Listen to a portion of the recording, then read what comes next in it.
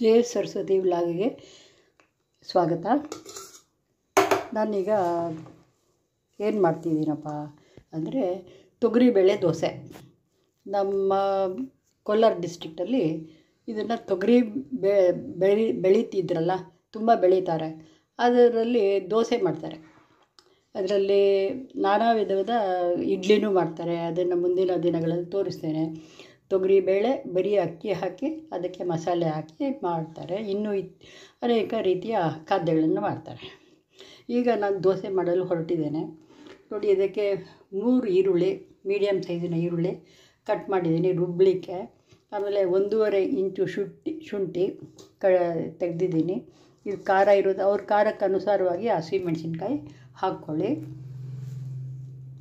ಬೆಳ್ಳುಳ್ಳಿ ಬೇಕಾದರೆ ಹಾಕ್ಕೋಬೋದು, ಚಕ್ಕೆ ಲವಂಗನೂ ಹಾಕ್ಕೋಬೋದು. ಆದರೆ ನಾನು ಇಷ್ಟೇ ಹಾಕ್ತೀನಿ. ಮೊದಲಿಗೆ ಈರುಳ್ಳಿ, ಬೆಳ್ಳುಳ್ಳಿ, ಶುಂಠಿ ಎಲ್ಲ ಸೇರಿಸ್ತಿದ್ರು. ನಾನು ಇಡ್ಲಿ ಮಾಡುವಾಗ ಅದನ್ನು ಹಾಕಲಿಕ್ಕೆ ಪ್ರಯತ್ನ ಮಾಡ್ತೀನಿ. ಆದರೆ ಬೆಳ್ಳುಳ್ಳಿ ನನಗೆ ಇಷ್ಟ ಇಲ್ಲದೆ ಇರೋದ್ರಿಂದ ಹಾಕೋದಿಲ್ಲ. ನೀವು ಹಾಕ್ಕೊಳ್ಳಿ. ಬೆಳ್ಳುಳ್ಳಿ, ಚಕ್ಕೆ ಲವಂಗ ಬೇಕಾದರೆ ಹಾಕ್ಕೊಳ್ಳಿ. ಅಥವಾ ನಾನು ಇಷ್ಟರ ಮಟ್ಟಿಗೆ ಮಾಡ್ತಿದ್ದೀನಿ. ಈಗ ದೋಸೆ ಹಿಟ್ಟನ್ನು ರಾತ್ರಿ ನೆನೆಸಿದ್ದೆ, ಇದು ಅಕ್ಕಿಯನ್ನು. ಇದರಲ್ಲಿ 1.5 ಲೋಟ ಅಕ್ಕಿ,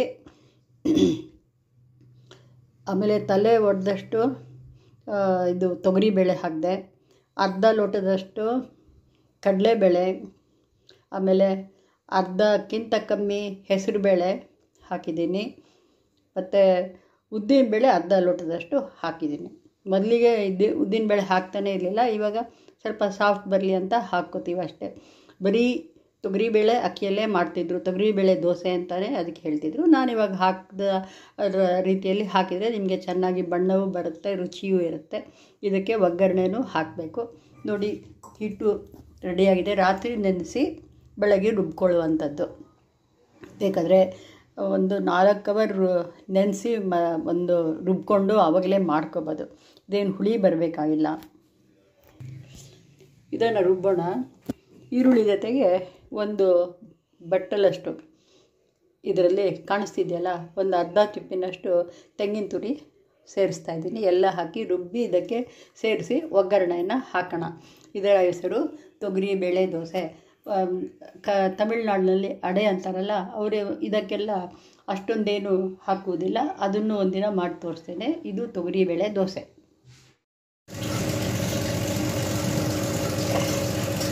ಕೊತ್ತಂಬರಿ ಸೊಪ್ಪು ಮತ್ತು ಹಸಿಮೆಣಸಿನ್ಕಾಯಿ, ಶುಂಠಿ, ಕಾಯಿ ತುರಿ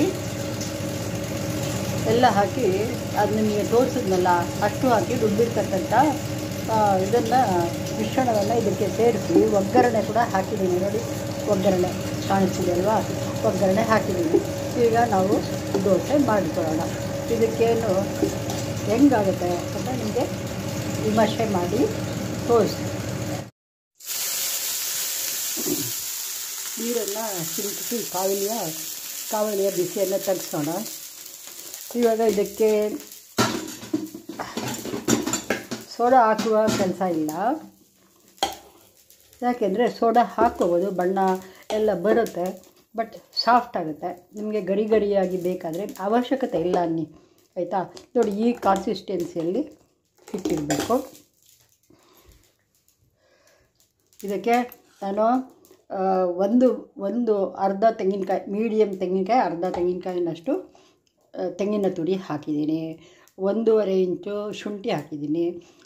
ಹಸಿಮೆಣಸಿನ್ಕಾಯಿ ನಿಮಗೆ ಖಾರಕ್ಕೆ ತಕ್ಕಷ್ಟು ಹಾಕ್ಕೊಳ್ಳಿ. ನಾನು ಒಂದು 5 ಹಾಕಿದ್ದೀನಿ.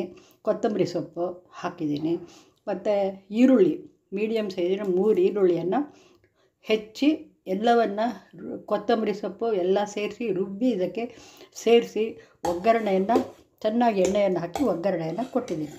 ಈಗ ನಾವು ಆರಾಮಾಗಿ ದೋಸೆಯನ್ನು ಮಾಡಿಕೊಳ್ಳೋಣ.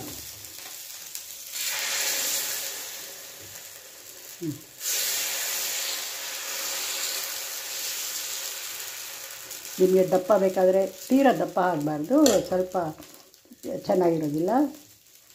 ಇದು ತೆಳ್ಳಗೆ ಬರುತ್ತೆ. ನಿಮಗೆ ಸಾಕಷ್ಟು ಎಣ್ಣೆಯನ್ನು ಹಾಕ್ಕೊಳ್ಳಿ.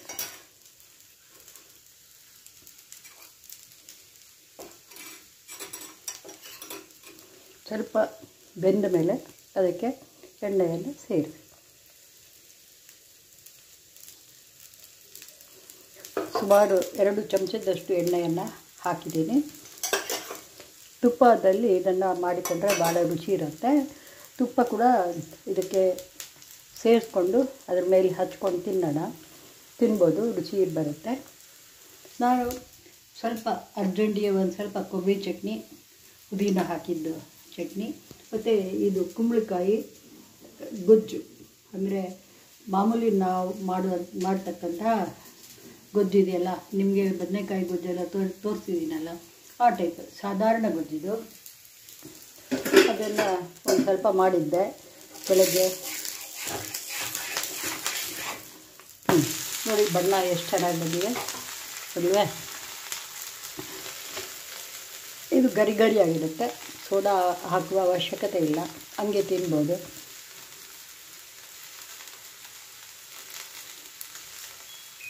ಗೆಳೆಯರೇ, ಜೆ ಸರಸ್ವತಿ ಬ್ಲಾಗ್ ದಯವಿಟ್ಟು ಸಬ್ಸ್ಕ್ರೈಬ್ ಮಾಡದೇ ಇರೋರು ಸಬ್ಸ್ಕ್ರೈಬ್ ಮಾಡಿ ಆಯಿತಾ. ಇದನ್ನು ನಿಮ್ಮ ಸ್ನೇಹಿತರಿಗೂ ಶೇರ್ ಮಾಡಿ, ಲೈಕ್ ಮಾಡಿ, ಮತ್ತು ಪಕ್ಕದಲ್ಲಿ ಇರುವ ಬೆಲ್ ಐಕಾನನ್ನು ಒತ್ತಿ. ನಿಮ್ಮ ಒಂದು ಲೈಕ್ ನನಗೆ ಎಷ್ಟೊಂದು ಸಹಾಯ ಮಾಡುತ್ತೆ, ಅರ್ಥ ಆಯಿತಾ. ದಯವಿಟ್ಟು ಸಬ್ಸ್ಕ್ರೈಬ್ ಮಾಡ್ತಾ ಇರಿ, ಮರಿಬೇಡಿ. ನೋಡಿ ಇದನ್ನು ದೋಸೆ ಅಲ್ಲಿ ಹಾಕ್ತೀನಿ, ನಂತರ ಇನ್ನೊಂದು ದೋಸೆ ಹಾಕ್ತೀನಿ. ಗೆಳೆಯರೇ, ಈಗ ನಮ್ಮ ದೋಸೆ ರೆಡಿಯಾಗಿದೆ ನೋಡಿ. ಬಣ್ಣ ಗರಿ ಗರಿಯಾಗಿದೆ ನೋಡಿ, ಗರಿ ಗರಿಯಾಗಿ ತಿನ್ನಲಿಕ್ಕೆ ನಾನು ರುಚಿ ನೋಡಿದೆ. ಒಂದು ಸಣ್ಣ ದೋಸೆ ಹಾಕ್ಕೊಂಡು ಭಾಳ ರುಚಿಯಾಗಿದೆ. ಮತ್ತು ಕುಂಬಳಕಾಯಿ ಸಬ್ಜಿ ಮಾಡಿದ್ನಲ್ಲ ಗೊಜ್ಜು ಗಟ್ಟಿಯಾಗಿ, ಅದು ಮತ್ತು ಚಟ್ನಿ, ಕಾಯಿ ಚಟ್ನಿ ಮತ್ತು ತುಪ್ಪ ಇದ್ರ ಜೊತೆಗೆ ಸೇವಿಸಿದರೆ ಭಾಳ ರುಚಿಯಾಗಿರುತ್ತೆ. ಇದು ತೊಗರಿಬೇಳೆ ದೋಸೆ. ಸಮಕ್ಕೆ ಸಮ ಬೇಳೆ ಇರಬೇಕು. ಅದು ಹೆಂಗೆ ಅಂದರೆ 1.5 ಲೋಟ ಅಕ್ಕಿ ಹಾಕಿದ್ನಲ್ಲ, ಇವಾಗ ಅದಕ್ಕೆ ತಲೆ ಒಡೆದಷ್ಟು ಯಾವ ಲೋಟ ಎತ್ಕೋತೀವೋ ಅದು ಹಸಿ ಅಕ್ಕಿ, ಮತ್ತು ಬೇಳೆ ಬಂದು 1.5 ಲೋಟ ಹಸಿ ಅಕ್ಕಿ, ಮತ್ತು ಬೇಳೆ ತಲೆ ಒಡೆದು ತೊಗರಿ ಬೇಳೆ ಮುಖ್ಯ ಅದೇ, ಮತ್ತು ಅರ್ಧ ಲೋಟ ಅರ್ಧ ಲೋಟ ಕಡಲೆಬೇಳೆ, ಅರ್ಧ ಲೋಟಕ್ಕಿಂತ ಕಮ್ಮಿ 1/4 ಲೋಟ, ಮತ್ತು ಅರ್ಧ ಲೋಟ ಉದ್ದಿನಬೇಳೆ. ಅಕ್ಕಿ ಒಂದು ಇಡೀ ಎಕ್ಸ್ಟ್ರಾ ಹಾಕ್ಕೊಳ್ಳಿ, ಈಕ್ವಲ್ ಮಾಡ್ಕೊಳ್ಳಿ ಅಷ್ಟೇ. ಬೇಳೆ ಜಾಸ್ತಿನೇ ಇರಲಿ, ಒಳ್ಳೆಯದು. ಈಕ್ವಲ್ಲಾಗಿ ತೊಗರಿಬೇಳೆ ದೋಸೆನೇ ಮೇಯ್ನ್. ಇದು ಅತ್ಯಂತ ರುಚಿಕರವಾಗಿರುತ್ತೆ. ಇದರಲ್ಲೇ ಇಡ್ಲಿ ಮಾಡ್ಬೋದು. ಇನ್ನೊಂದು ಸಲ ಮಾಡಿ ತೋರಿಸ್ತೇನೆ, ಭಾಳ ರುಚಿಯಾಗಿರುತ್ತೆ. ರಾತ್ರಿ ನೆನೆಸಿ ಬೆಳಗ್ಗೆ ಎದ್ದು ಮಾಡ್ಕೊಬೋದು. ಇತಿ ವಂದನೆಗಳು. ದಯವಿಟ್ಟು ಶೇರ್ ಮಾಡಿ, ಲೈಕ್ ಮಾಡಿ, ಸಬ್ಸ್ಕ್ರೈಬ್ ಮಾಡದೇ ಇರೋರು ಸಬ್ಸ್ಕ್ರೈಬ್ ಮಾಡಿ.